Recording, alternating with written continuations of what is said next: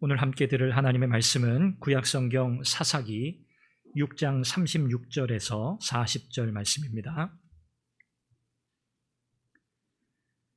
사사기 6장 36절에서 40절까지 말씀입니다. 한 절씩 교독하는데 36절 제가 먼저 읽고 40절은 함께 읽겠습니다. 기드온이 하나님께 여쭈되 주께서 이미 말씀하신 같이 내 손으로 이스라엘을 구원하시려거든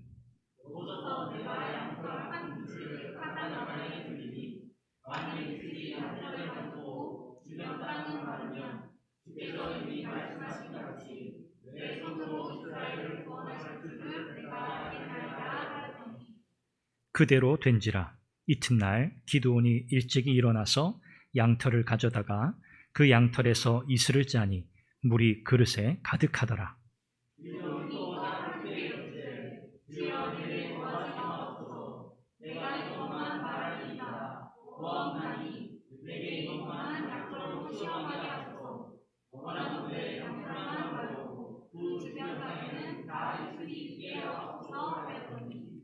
그 밤에 하나님이 그대로 행하시니 곧 양털만 마르고 그 주변 땅에는 다 이슬이 있었더라. 아멘. 지난 주일 우리는 미디안의 압제 가운데 고통당하는 이스라엘 백성들의 상황을 살펴보았죠. 그런데 그 고통을 당하는 이유를 모르고 있었다는 거죠. 이스라엘 백성들은 왜 우리가 이런 고통을 당해야 하나? 왜 저 이방 민족들로부터 이렇게 압제를 당해야 하나? 그 고통 가운데 그냥 하나님께 부르짖기만 했던 모습을 보게 됩니다. 그 고통의 이유, 고난의 이유를 하나님께서 깨우치시고자 어떻게 하셨죠? 구원자인 사사를 세우시기 전에 한 선지자를 보내셨죠. 그래서 하나님의 말씀을 듣게 하시고 고통의 이유는 너희가 하나님께 악을 행한 것이고 너희들이 우상을 섬기기 때문이다 라고 일깨우시는 그 메시지를 우리가 지난주에 살펴보았습니다. 시대를 분별할 수 있는 영적인 분별력, 백성들을 하나님께로 인도할 수 있는 판단력을 가진 지도자가 없던 시대였기 때문에 하나님께서는 그와 같이 하셨다는 것이죠. 오늘 우리가 함께 읽은 이 본문은요, 우리가 익히 잘 알고 있는 본문입니다. 기드온이 미디안과의 전투를 앞두고 이제 양털을 가지고 하나님을 시험하는 그 장면이죠. 이 장면 속에서 우리는 이 기드온이 과연 왜 하나님 앞에 이 양털로 하나님을 시험하고 있는가, 이런 질문을 던지게 됩니다. 오늘 우리가 말씀을 살피면서 그 이유를 결론적으로 우리가 살펴보게 될 텐데요. 처음 하나님께서 이 기드온이라고 하는 사람을 부르셨을 때 기드온은 우리가 그냥 이렇게 이해하고 아는 것처럼 아주 대단한 용사, 기드온, 우리가 흔히 300용사, 기드온과 300용사 그렇게 이야기하면서 굉장히 위대한 인물로 사실 우리가 기드온을 이렇게 기억하고 있잖아요. 그런데 성경을 우리가 가만히 살펴보면 사실 이 기드온이라고 하는 이 사람이 처음부터 그렇게 대단한 인물이 아니었다는 것을 우리가 알게 돼요. 이 사람은 굉장히 소심한 사람이었고 굉장히 영적으로 둔감했고 또 의심이 굉장히 많은 사람이었습니다. 이런 기드온을 하나님께서 부르셔서 그를 이스라엘의 구원자로 세워가시는 그 과정, 사실 이제 오늘 우리가 그 말씀 나누려고 하는 거거든요. 하나님께서 이 기드온을 어떻게 하나님께서 쓰시기에 아주 적합한 사람으로 만들어 가시는가, 그 과정을 오늘 말씀을 통해서 살펴보려고 합니다. 기드온이 여호와의 사자의 부르심을 받았을 때 이렇게 자기 자신을 소개하잖아요. 15절 말씀인데 나의 집은 므낫세 중에 극히 약하고 나는 내 아버지 집에서 가장 작은 자입니다. 굉장히 어떻게 보면 겸손한 표현 같습니다. 나의 집은 므낫세 지파에 속해 있는 집안인데 굉장히 약합니다. 이 약하다는 것은 여러 가지 의미가 있어요. 힘도 없고 재정적으로도 물질적으로도 부유하지 않고 이런 의미들을 담고 있는 표현인데 그렇게 소개해요. 므낫세 중에서 가장 약한 집안입니다. 나는 또 내 아버지 집에서 가장 작은 자입니다. 별 볼 일 없는 사람이에요. 별 능력이 없는 사람이에요. 라고 그렇게 소개합니다. 그러면서 이 하나님의 부르심을 이제 거절하고 있는 이 기드온의 모습을 보게 되는 거죠. 그런데 여러분, 사실 기드온은요 그렇지 않습니다. 지금 이렇게 굉장히 겸손한 표현으로 자기 자신을 소개하면서 거절하고 있지만 이 기드온의 집안은요, 약한 집안이 아니에요. 기드온의 아버지 요아스라고 하는 사람, 그 사람은 그 지역의 유지였습니다. 그 오브라라고 하는 땅의 대부분을 차지하고 있었고, 또 우리가 오늘 성경을 통해서 살펴보겠지만 그 집 안에 바알과 아세라라고 하는 우상을 섬기는 제단까지 있었어요. 그래서 사람들이 이 요아스, 이 기드온의 집에 있는 이 우상 신들을 섬기기 위해서 찾아올 정도로 대단히 종교적으로 영향력을 미치고 있는 집안이 바로 이 기드온의 아버지의 집안이었어요. 그러니까 기드온이 우리 집은 가장 약한 집안입니다 라고 한 이 표현은 사실 어떻게 보면 핑계에 불과하다고 할 수 있습니다. 뿐만 아니라 하나님의 부르심을 받고 이제 내 아버지 집에 있는 제단들을 부수어라 라고 하는 이제 명령을 기드온이 받게 되는데, 그때 기드온이 10명이나 되는 사람을 꾸려가지고 그 일을 수행합니다. 다시 말하면 이 기드온은 언제든지 자기 마음대로 부릴 수 있는 수하의 사람들이 최소한 10명은 되었다는 거예요. 상황, 어떤 것을 막론하고 기드온이 부르면 그냥 오는 사람들이 최소 10명이었다는 거죠. 그러니까 요즘 말로 하면 기드온은 금수저, 금수저라고 할 수 있어요. 굉장히 집안도 부유했고 또 많은 땅을 차지하고 있었고, 또 기드온조차도 자기 마음대로 불편하지 않게 뭔가 마음 먹으면 다 할 수 있을 정도의 환경에 놓여 있던 사람이 바로 기드온이었다는 거죠. 그럼에도 불구하고 이 기드온은 자기 자신의 처지를 어떻게 보고 있을까요? 굉장히 비관적으로 보고 있어요. 굉장히 부정적으로 생각하고 있어요. 가진 것이 많고 그의 아버지로부터 그가 누리고 있는 혜택이 너무나 많았음에도 불구하고 그는 하나님이 어떤 분이신지 정확히 알지 못했고, 그러니까 하나님을 신뢰하지 못했을 거고요. 그렇기 때문에 자기가 가진 것이 많음에도 불구하고 이 미디안의 압제라고 하는 이 외적인 환경에 눌려서 아무것도 할 수 없는 그런 매우 연약한 상태, 매우 소심하고 매우 수동적인 이런 상태에 놓여서 살아가고 있었던 사람, 그 사람이 바로 기드온이라고 한 사람입니다. 하나님께서 여호와의 사자를 통해서 내가 너를 통해서 이스라엘을 미디안으로부터 구해내겠다 하셨을 때 기드온이 그렇게 물어요. 도대체 무엇을 가지고 이 미디안을 이길 수 있다는 말입니까? 무엇을 가지고 이스라엘을 구원할 수 있다는 말입니까? 라고 질문합니다. 그때 하나님께서 뭐라고 말씀하시죠? 내가 반드시 너와 함께 하겠다 라고 약속하세요. 내가 반드시 너와 함께 하겠다. 이것이 하나님의 승리의 약속이잖아요. 그럼에도 불구하고 기드온은 이 약속을 사실 잘 믿지 못합니다. 그래서 하나님은 기드온이 믿음에 대한 온전한 확신에 이르기까지 일련의 과정들을 거쳐가게 하세요. 그리고 그 과정을 지나고 나서 하나님께서 이 기드온을 통해서 계획하신 바를 따라 이스라엘을 구원하시는 역사의 무대에 세우게 되는 거죠. 오늘 하나님께서 기드온을 다듬어 가시고 또 일련의 과정을 통해서 그가 온전히 하나님을 신뢰하도록 하시는 이 상황들을 우리가 살펴보면서 은혜를 나누려고 합니다. 오늘 저와 여러분들의 삶에도 이 동일한 과정이 요구되기 때문입니다. 자, 그러면 하나님께서 이 기드온에게 어떤 과정들을 거쳐가며 하나님께 초점을 맞추고 하나님을 전적으로 신뢰하게 만드시는가? 그 첫 번째 과정은 바로 하나님의 말씀에 초점을 맞추게 하시는 거예요. 나에게 말씀하시는 분이 누구신가? 그분이 하나님이시구나 라는 결론을 내리게 하시는 거죠. 자, 기드온을 하나님께서 처음 부르시는 장면으로부터 다시 한번 시작해 보죠. 하나님께서 이스라엘을 구원하시기 위해서 아비에셀 사람 요아스의 아들 기드온이라고 그렇게 소개되는 이 기드온을 세우시려고 합니다. 그래서 하나님이 여호와의 사자를 보내세요. 메신저죠. 여호와의 사자를 보내서 이 기드온을 만나게 하세요. 자, 여러분, 이 기드온이 여호와의 사자가 그를 만나려고 할 때 무엇을 하고 있었죠? 그는 포도주 틀에서 밀타작을 하고 있었어요. 포도주 틀에서. 그런데 이유가 뭘까요? 포도주 틀에서 왜 밀타작을 하고 있을까요? 성경은 뭐라고 설명합니까? 미디안 사람들의 압제 때문에, 미디안 사람들을 두려워했기 때문이에요. 왜요? 그들은 눈에 보이는 대로 다 빼앗아갔거든요. 곡식이건 가축이건 그들이 다 약탈해 갔잖아요. 그래서 숨어서 숨어서 밀을 타작할 수밖에 없었던 거예요. 이렇게 미디안 사람들의 눈을 피해서 포도주 틀에서 밀타작을 하고 있던 이 기드온에게 여호와의 사자가 나타납니다. 그리고 오늘 성경에 이른 바와 같이 그를 뭐라고 부릅니까? 큰 용사여 여호와께서 너와 함께 하시도다 라고 그렇게 불러요. 큰 용사여 여호와께서 너와 함께 하시도다. 이 원래 히브리 원어 성경에는 순서가 바뀌어져 있어요. 이렇게 돼 있어요. 여호와께서 함께 하시도다. 그 다음에 큰 용사여 이렇게 돼 있어요. 그러니까 중요한 포인트가 어디 있다는 거예요? 큰 용사에 있지 않고 여호와께서 너와 함께 하신다. 그렇기 때문에 너는 큰 용사가 될 수 있어라는 거거든요. 그래서 초점은 뭐냐면 여호와께서 너와 함께 하신다는 메시지예요. 이것이 여호와의 사자가 기드온을 만나 처음 그에게 전한 메시지였습니다.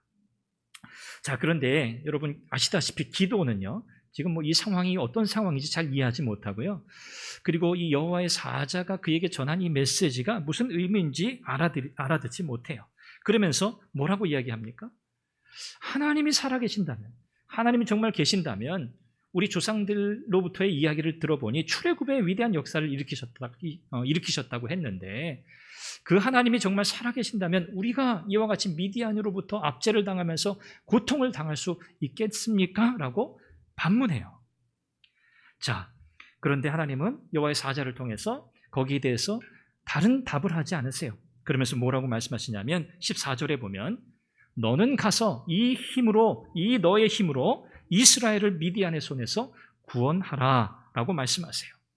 이 너의 힘으로 라고 하는 이 표현은 기드온이 가지고 있는 어떤 능력과 그 집안의 배경, 그걸 가지고 나가서 결판을 내라 이 말이 아니에요. 이 너의 힘으로라고 한 이 표현은 아까 여호와의 사자가 기드온을 만나 처음 했던 그 메시지, 여호와께서 너와 함께 하신다. 그 힘과 능력으로 너는 승리할 수 있다. 이 표현이에요. 자, 그러나 이 기드온은요, 여전히 하나님의 존재에 대해서 아직도 무지합니다. 분명한 이해가 없어요. 확신이 없어요. 그래서 17절 말씀에 보면 여호와의 사자에게 기드온은 표징을 구합니다. 증거, 사인을 내게 보여달라는 거죠. 주 되시는 표징을 내게 보이소서. 주 되시는 표정을 내게 보이소서. 이 표현, 주 되시는 표징이라고 하는 이 표현은 지금 미디안이 이 말을 하고 있는 이 여호와의 이 사자로 표현되고 있는 이 여호와의 사자가 누군지 그 정체에 대한 어떤 증거를 보여달라는 게 아니에요. 당신이 누군지 알고 싶으니까 당신의 정체를 내게 입증할 만한 증거를 보여주세요 라는 표현이 아니라 당신이 지금 나에게 말하고 있는 그 말이 진실한 말인지 진짜 참된 메시지인지 거기에 대한 증거를 내게 좀 보여달라는 그런 메시지예요. 그런 말이에요. 그러니까 기드온은요, 지금 자기에게 말하고 있는 여호와의 사자에게는 관심이 없어요. 그가 하고 있는 말 가지고 꼬투리를 잡으려고 하는 것은 아니겠지만 그의 말이 진짜인지 아닌지를 알고 싶었던 거죠. 여호와의 사자가 기드온이 여호와의 사자를 위해서 내가 제물을 준비하겠다고 하죠. 그래서 고기를 준비하고요. 또 무교병을 준비해요. 자, 그런데 이처럼 여호와의 사자가 누군지 알지 못하고 관심도 없었던 이 기드온이 여호와의 사자가 기드온이 준비한 고기와 이 무교병을 불로 태우고 사라지니까 그제서야 이 여호와의 사자가 누군지 관심을 갖기 시작해요. 아, 나는 지금 이 사람이 한 예언자에 불과한 사람인 줄 알았는데 이 사람은 여호와의 사자였구나, 하나님께서 보내신 메신저였구나 라는 사실을 이제서야 깨닫게 되는 거죠. 사실 기드온이 고기를 준비하고, 고기도 굉장히 많은 양을 준비한 거거든요. 고기를 준비하고 무교병을 만들고 또 국까지 준비하잖아요. 이것은 이 여호와의 사자를 하나님의 예언자 중에 한 사람으로 생각했다는 뜻이에요. 그래서 그에게 이 식사를 대접하고 그의 말이 진짜인지 아닌지를 자기가 알아보겠다는 그런 의미로 이렇게 준비했던 거거든요. 자, 재물이 불에 타는 이와 같은 이적을 보고 나서야 기드온은 어떻게 됩니까? 두려움에 사로잡혀요. 왜냐하면 당시 사람들은 이런 통념이 있었어요. 여호와의 사자를 본 사람은 죽는다. 여호와의 사자를 대면하면 죽는다라고 하는 이 통념이 있었기 때문에 이 여호와의 사자를 보았다는 것을 자기가 깨닫고 나서 그는 죽음의 두려움에 사로잡히게 됩니다. 확실한 표징을 보여주신 하나님의 이 표징을 보고도 이 기드온은 아직도 하나님이 누구신지 발견하지 못해요. 성경은 하나님께서 그에게 두려워하지 말라, 내가 죽지 아니하리라고 말씀하셨다고 우리에게 전하고 있습니다. 기드온을 하나님께서 안심시켜 주세요. 이렇게 안심한 기드온이 여호와 샬롬, 여호와는 평강이시다라고 하는 그런 의미의 제단을 그곳에 쌓게 됩니다.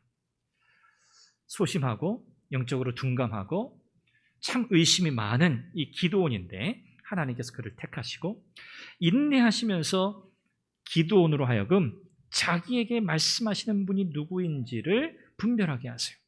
이 여호와의 사자, 사실 여호와의 사자라고 하는 것은 하나님의 메신저, 바로 하나님 그분이세요. 사실은 자기에게 말씀하시는 분의 그 메시지를 듣고 하나님이 지금 나에게 말씀하고 계시는구나 라는 사실을 깨달아야 했다는 거죠.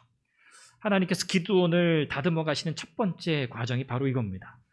그에게 말씀하고 계시는 분이 누구신지를 분별하게 하시는 거예요.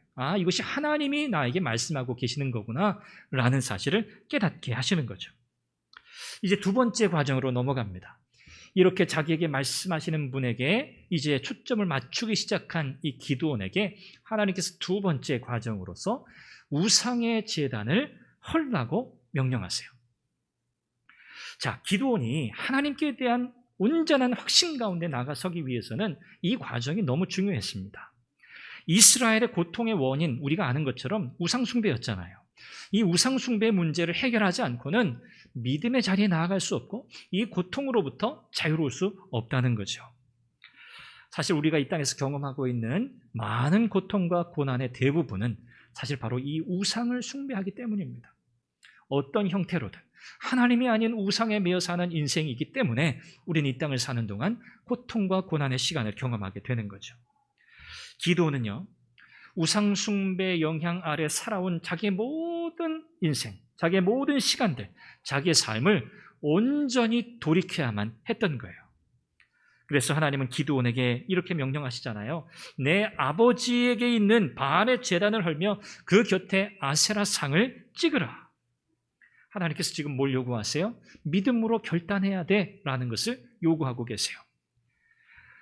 우상의 제단을 허는 것, 또 아버지의 숫소, 요아스의 7년 된 둘째 숫소, 이건 최상의 제물을 가리키는 표현이에요. 이 숫소를 제물로 삼아서 하나님을 위한 제단을 새로 세우라는 거예요. 우상의 제단을 헐고 하나님을 위한 제단을 새로 세우라는 명령을 내리세요. 이 요아스의 집안은 아까 잠시 설명했지만 이스라엘 중에서 이 요아스의 집안, 이 므낫세 지파 가운데서도 대단히 이름이 있는 가문이라고 할 수 있어요. 이 요아스라고 하는 이 이름은요, 하나님은 강하시다 이런 뜻이에요. 하나님은 강하시다. 자, 그런데 보십시오. 이 요아스의 집안에 뭐가 있었다고요? 바알과 아세라의 제단이 있었다고요. 이건 정말 충격적인 사실이에요. 충격적인 사실. 요아스, 물론 그 이스라엘의 요아스란 이름이 사실 많이 사용된 이름이에요. 여호와는 강하시다.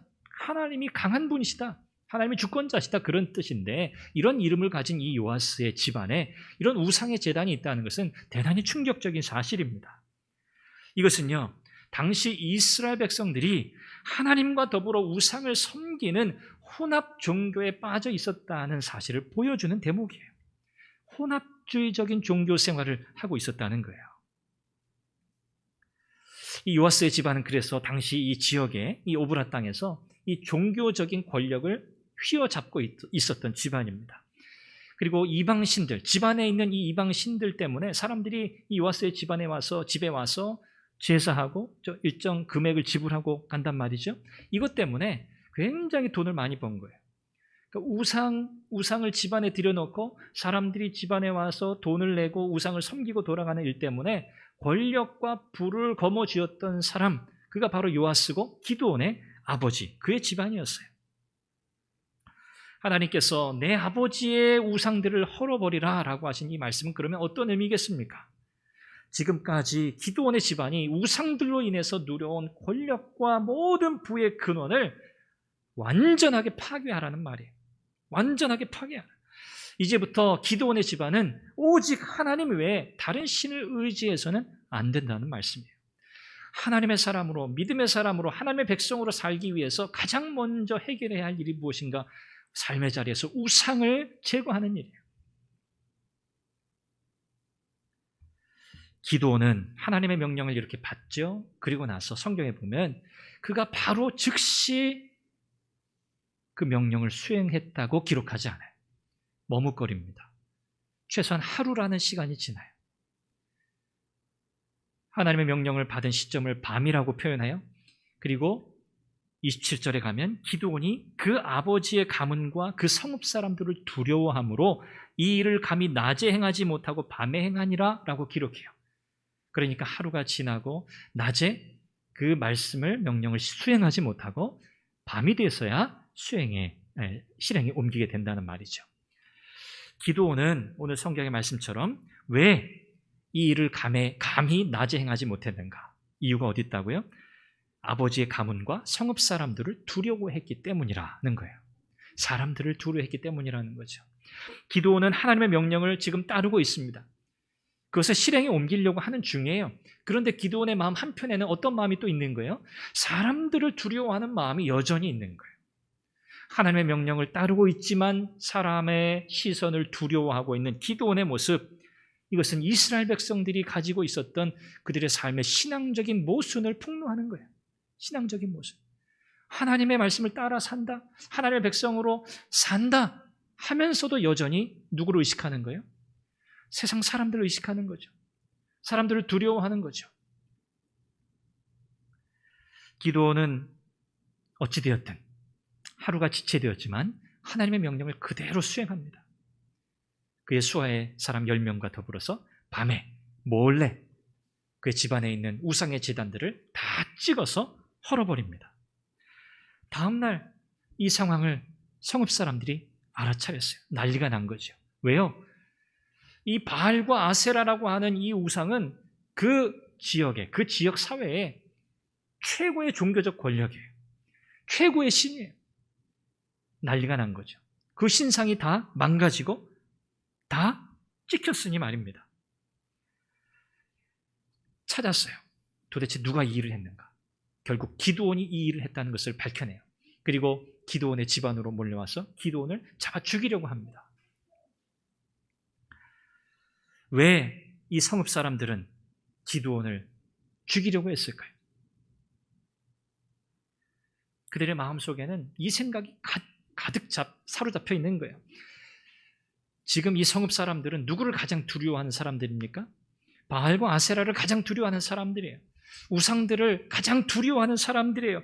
우상이 우리에게 저주를 내리고 우리에게 화를 쏟아 부을까 봐 두려워 떨며 살아가는 사람들이에요.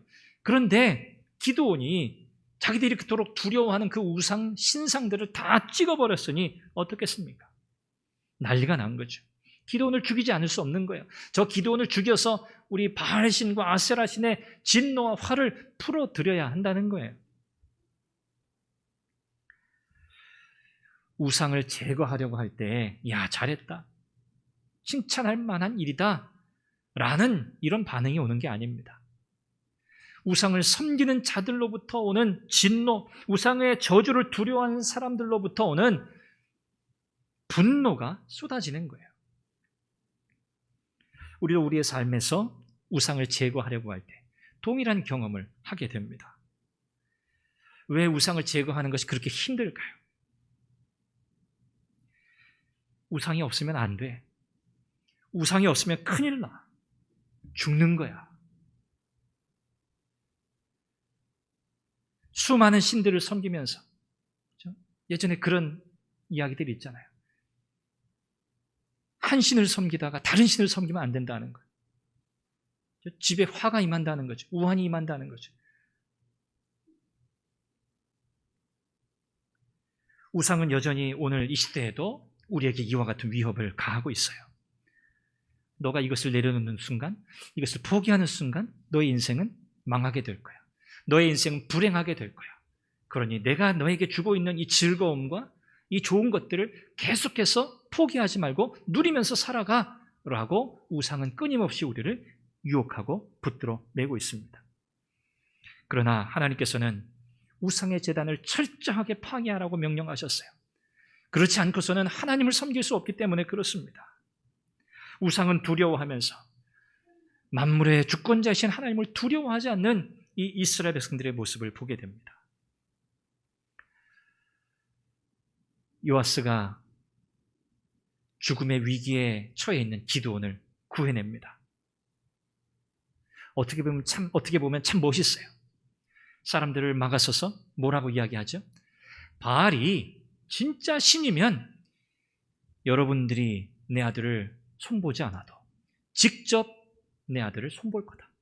바알이 진짜 신이라면 그러지 않겠는가? 바알이 직접 내 아들과 싸울 것이다 라고 이야기하면서 사람들을 설득해서 결국 기드온을 구해내게 돼요. 이때 이후로 기드온은 무엇이라고 불리냐면 여룹바알이다라는 새로운 이름으로 불립니다. 여룹바알. 이 여룹바알이라는 말은 어떤 뜻이냐면 바알과 더불어 싸우는 자 이런 뜻이에요. 바알과 더불어 싸우는 자. 이제 하나님께서 하나님의 말씀에 초점을 맞추게 하시고 이제 기드온의 모든 삶을 둘러싸고 있었던 그의 모든 집안의 모든 우상의 배경들, 또 그의 삶에 깊이 녹아들어 있는 이 우상의 영향들로부터 이 기드온을 이제 건져내시는 두 번째 과정을 지나가게 하세요. 그리고 이제 오늘 우리가 함께 읽은 이 본문의 이 마지막 세 번째 과정입니다. 두 번의 양털 시험이에요. 기드온이 하나님을 시험해요. 우상의 제단들을 헐고 위기에서 목숨을 건진 이 기드온, 그는 이제 므낫세 지파, 아셀, 스불론, 납달리 지파에서 사람들을 모읍니다. 군대를 모으죠. 이제 하나님께서 말씀하신 그 미디안과의 싸움을 싸워야 하기 때문이에요. 전쟁을 준비하는 거예요. 그런데 이 전쟁을 준비하면서 아마 기드온의 마음속에 야, 정말 이 싸움 이길 수 있을까? 이 전쟁에서 정말 이길 수 있을까? 아직까지 확신이 없었던 것 같아요. 하나님은 분명히 나와 함께 하시겠다고 분명히 이긴다고 말씀하셨는데 여전히 기드온의 마음속에는 하나님의 말씀을 아직도 확신하지 못합니다. 그래서 양털을 가지고 하나님을 시험해요. 성경은 하나님을 시험했다. 기드온이 그 표현을 사용하잖아요. 그것도 두 번씩이나 말입니다. 37절에 보니까 내가 양털 한 뭉치를 타작마당에 두겠습니다. 만일 이슬이 양털에만 있고 주변 땅은 마르게 해주십시오. 그러면 내가 하나님 당신의 말씀을 내가 믿겠습니다. 이 전쟁에서 이기게 한다고 약속하신 당신의 말씀을 내가 믿겠습니다 라고 하나님께 요청합니다. 이 첫 번째 요청이죠. 하나님께서 어떻게 하시죠? 그대로 이루어 주셨어요. 성경에 보니까 양털을 짜니까 어떻게 됐습니까? 그릇에 가득했다 그랬어요. 이것은 확실한 응답이거든요. 확실한 응답이에요. 자, 그런데 기도는 여기서 확신을 얻지 못합니다. 한 번 더 하나님께 요청해요. 그러면서 39절에 이렇게 말하죠. 주여 내게 노하지 마옵소서. 아마 기도원도 조금 자기가 생각해도 좀 너무하다 싶었던 것 같아요. 주여 내게 노하지 마옵소서. 내가 이번만 말하리이다. 이거죠. 한 번만 더 제가 부탁을 드릴게요. 염치도 없지만 염치 불구하고 제가 한 번만 더 부탁하겠습니다.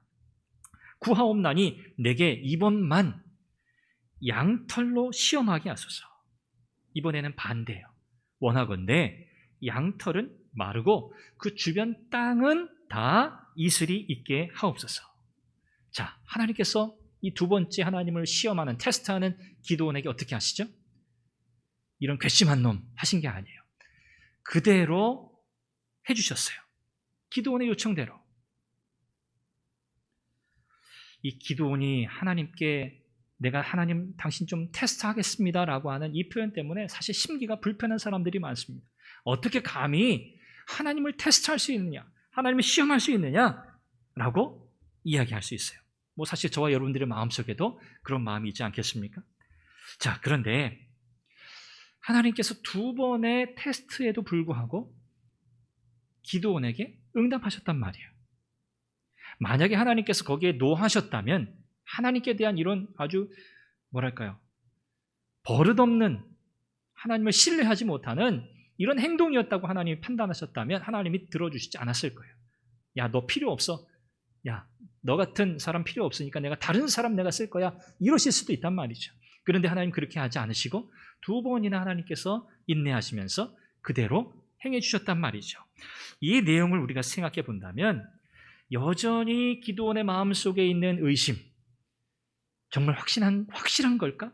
하나님께 대한 분명한 확신을 얻기 위한 기드온 나름의 굉장한 고뇌 속에서 나온 행동이라고 우리가 이해할 수 있어요. 물론 이것이 기드온의 연약함이죠. 기드온의 연약함이에요. 그럼에도 불구하고 여전히 적에 대한 두려움이 아직도 하나님께 대한 이 확신보다 더 컸지만 그럼에도 불구하고 기드온은 자기의 연약함, 자기의 온전하지 못함을 알고 있었고 그 가운데 두 번씩이나 하나님 앞에 하나님 내가 시험하겠습니다 라고 하면서 하나님을 테스트한 것, 이것은 기드온이 정말 하나님이 어떤 분이신지 확신을 얻고자 그 안에서 몸부림치면서 고뇌하면서 하나님께 요청했던 그의 간청으로 우리는 이해할 수 있어요. 여러분, 하나님께서 이와 같이 기드온의 테스트에 그대로 응해 주셨고 기드온이 지금 자신의 연약한 믿음과 싸우고 있다고 하는 이런 관점에서 우리가 오늘 이 양털 시험의 이 사건을 우리가 바라보게 된다면 기드온이라고 하는 인물이 참 어떻게 보면 솔직하거나 정말 자기의 연약함을 드러내는 것을 사실 주저하지 않은 거예요. 이렇게 하나님을 테스트할 수 있는 사람이 얼마나 되겠습니까? 근데 이것은 자기가 너무 급한 거예요. 왜? 이 문제가 해결 안 되면 나는 액션에 옮길 수가 없단 말이에요. 실행에 옮길 수가 없어요. 그렇기 때문에 염치불구하고 하나님 앞에 하나님 내가 한 번만 더 테스트하겠습니다 라고 말할 수밖에 없었던 거죠. 부끄럽지만 하나님을 시험하면서까지라도 자신의 연약한 믿음을 확신의 자리에 이르기를 원했던 그 사람이 바로 기드온이라고 할 수 있습니다. 기드온은 이와 같은 두 번의 테스트를, 하나님을 향한 테스트를 통해서 하나님이 온 우주 만물의 주권자라는 사실을 확실하게 알기 원했어요. 다른 이방의 그가 알고 있는 다른 이방 신들처럼 많은 능력을 가진 어떤 신들처럼 그 가운데 하나의 신이 아니라 모든 만물 위에 주권자이신 하나님 그분을 그는 경험하기 원했던 거죠. 하나님은 기드온으로 하여금 이 과정을 통해서 그를 다듬어 가시고 그가 하나님께 대한 믿음의 확신에 이르게 하십니다. 말씀을 마무리해 보죠. 오늘 이 기드온의 이 모습을 바라보면서 오늘 우리가 해야 할 일, 오늘 우리에게 필요한 것이 무엇인가 하는 겁니다. 말씀을 우리가 한번 정리하면서 생각해 보죠. 소심했던 사람, 영적으로 둔감했던 사람, 그리고 참 의심이 많았던 사람, 정말 하나님의 약속이 맞을까? 의심이 많았던 이 기드온, 그의 모습과 우리의 모습이 사실 별반 다르지 않습니다. 기드온이 그에게 말씀하시는 하나님께 초점을 맞추어야 했다면 저와 여러분들도 마찬가지입니다. 오늘도 우리에게 말씀하시는 하나님께 우리는 우리의 삶의 시선, 우리의 삶의 초점을 맞추어야 할 줄로 믿습니다. 히브리서 1장에 보면 하나님께서 오늘날 이 시대에는 그의 아들 예수 그리스도 안에서 우리에게 말씀하신다고 했어요. 예수님은 하나님의 최종 계시입니다. 하나님의 마지막 계시예요. 완전한 하나님의 계시예요. 예수님보다 더 확실한 증거는 없어요. 저와 여러분들은 은혜죠. 은혜예요. 기드온에 비하면 우리는 너무너무 감사한 거예요. 가장 확실한 증거이신 예수 그리스도 그분을 우리의 삶의 구주로 모시고 우리 인생의 주권자로 섬기고 있지 않습니까? 너무너무 감사한 일이에요. 우리가 또 생각해 볼 것은요, 가나안의 혼합 종교 이 문화에 동화되어서 살아가면서 하나님을 저버린 이 기드온과 기드온의 가문, 그리고 이스라엘 백성들이 온전한 하나님의 백성으로 살아가기 위해서 우상의 제단을 헐어야 했듯이 오늘 어느 때보다도 강렬한 우상 숭배 문화 속에서 살아가고 있는 저와 여러분들, 우리도 그래야 할 줄 믿습니다. 우리도 그래야 돼요. 혼합 종교의 문화에 항복하면서 살아왔던 삶의 시간들을 뒤집어 엎는 그런 결단이 우리에게 있어야 합니다. 제가 오늘 목회 서신에도 마음과 문화의 우상을 전복시켜야 한다는 그 내용을 목회 서신에 담았습니다. 오늘 말씀과 일맥상통하는 메시지입니다. 우리가 이해할 수 없는 고통과 고난의 시간을 지나갈 때 하나님의 약속과 하나님의 임재를 의심하기보다 오늘 나의 삶 속에 혹시 우상의 자리가 있지는 않은가? 내가 하나님 앞에 하나님을 섬긴다고 하면서 여전히 사람을 의식하고 두려워하고 이 세상에 내가 우상으로 삼고 있는 것들로부터 오는 그것들이 끊어질 것에 대한 두려움 때문에 내가 하나님을 온전히 섬기고 있지 않은가? 그런 것들 때문에 내가 지금 고통스럽고 힘들고 어려운 것은 아닌가? 라고 우리의 삶의 자리를 돌아보아야 할 줄로 믿습니다. 그리고 헐어버려야 할 재단이 있으면 여러분 남겨놓으시면 안 돼요. 무조건 헐어버려야 돼요. 타협할 수 없어요. 염치불구하고 양털로 하나님을 2번씩이나 시험하면서 믿음의 확신을 얻고자 했던 이 기드온처럼 오늘 저와 여러분들도 간절하게 그 하나님을 찾아야 할 줄로 믿습니다. 사실 저는 이 기드온의 이 양털 이 시험을 보면서 얼마나 간절했을까 저는 그게 느껴졌어요. 기드온이 얼마나 간절했을까. 군사들도 다 모아놨잖아요. 이제 미디안 군사들이 딱 진열을 다 가다듬고 있어요. 이제 그냥 나가서 싸우기만 하면 되는 상황이거든요. 그런데도 불구하고 마지막 그 순간까지 여전히 확신에 차지 못해서 한 번 더 하나님 앞에 간청하고 있는 기드온의 이 모습, 이 간절함을 저는 보게 되었어요. 여러분, 저와 여러분의 믿음의 삶이 이런 간절함이 회복되는 은혜가 있기를 바랍니다. 그 하나님을 찾고 또 찾고 그 하나님을 그래서 경험하고 그 하나님이 정말 나의 주권자시구나, 진짜 하나님이시구나라고 하는 이 확신 가운데 우리의 믿음의 삶을 살아갈 수 있기를 간절히 바랍니다. 우리의 연약함, 우리의 부족함 하나님이 다 아세요. 하나님이 사용하신 사람들 여러분 기억하시잖아요. 보십시오. 완전한 사람, 완벽한 사람은 한 사람도 없습니다. 하나님은 우리의 외적 조건을 가지고 일하시지 않는다고 그랬잖아요. 하나님은 하나님의 뜻대로 사람을 부르세요. 하나님은 우리의 믿음이 연약한 것도 아세요. 하나님 우리가 얼마나 능력이 없는 자인지도 아세요. 그럼에도 불구하고 하나님은 하나님을 쓰시고자 할 때는 하나님께서 그를 만드시고 그를 빚으시고 그를 다듬으시고 하나님이 쓰시기에 가장 적합한 상태로 만들어 가시는 줄 믿습니다. 저와 여러분들은 예수 그리스도 안에서 새로운 생명을 얻었잖아요. 거듭났잖아요. 새 사람 되었잖아요. 저와 여러분들은 정말 은혜로 하나님의 일꾼이 된 거예요. 너무너무 감사한 일이죠. 그럼에도 불구하고 오늘 저와 여러분들에게 여전히 남아있는 책임과 의무는 무엇입니까? 간절하게 하나님을 사모하고 그 하나님을 열망하고 하나님을 사랑하면서 여전히 우상숭배 유혹 속에 살아가는 이 시대 문화 속에서 우리의 믿음을 지켜야 하는 것이고요. 하나님의 말씀에 지속적으로 집중하고 초점을 맞추는 삶을 살아가야 할 줄로 믿습니다. 오늘 하나님께서 이 기드온의 모습을 통해서 저와 여러분들에게 교훈하신 이 말씀을 우리의 마음에 잘 새기고요.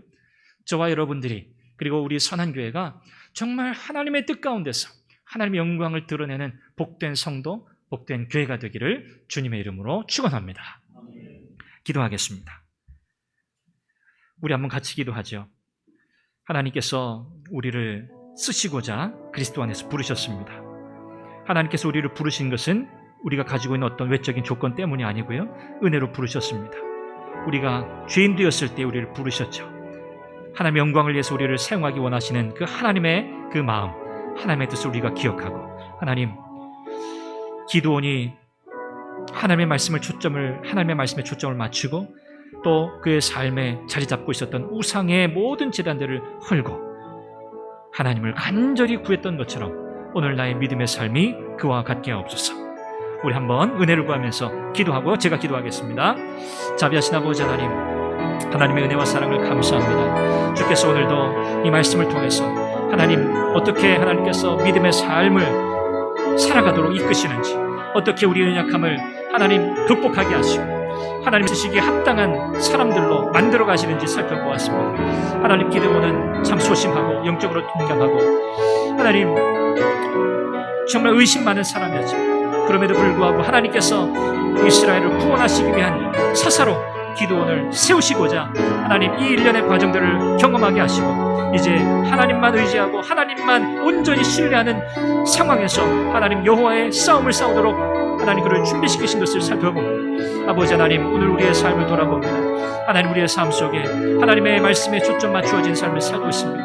하나님, 우리의 삶 속에서 우상의 제단들을 헐고 있습니다. 하나님, 간절히 하나님을 찾고 또 찾고 있습니다.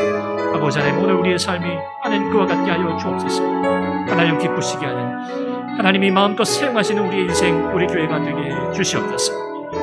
아버지 하나님, 내를 주옵소서. 자비하신 아버지 하나님, 극렬한 우상 숭배의 문화 속에서 살아가면서 이것이 우상 숭배인지조차 알지 못하고 그 가운데 동화되어 살아가고 있는 우리의 현실을 바라보게 됩니다. 하나님의 말씀을 따른다고 하면서 하나님의 사람으로 믿음으로 살아간다고 하면서 너무나 많은 부분에서 우리는 타협하고 스스로를 합리화하며 살아가고 있습니다.